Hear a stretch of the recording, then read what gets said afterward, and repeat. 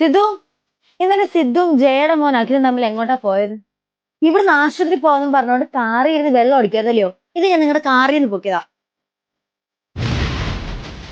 നീ ഒരു കള്ളം പറഞ്ഞു തുടങ്ങി അല്ലേ സിദ്ധു? നീ ശകലൊന്ന് ബാങ്കിലോട്ട് നിന്നേ.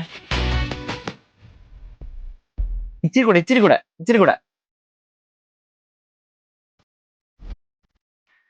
തിരിഞ്ഞേ, ഇങ്ങനെ തിരിഞ്ഞേ, ഇങ്ങോട്ട് തിരിഞ്ഞേ, ഇങ്ങനെ.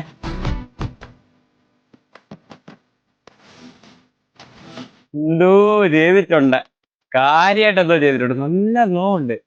പറ, എന്തോ ചെയ്ത? ഫേഷ്യൽ ചെയ്തോ? കാര്യമായിട്ട് എന്തോ ചെയ്തു? നമുക്കൂടെ ഒന്ന് പറഞ്ഞതാ, നമ്മൾകൂടെ ചെയ്യട്ടെ.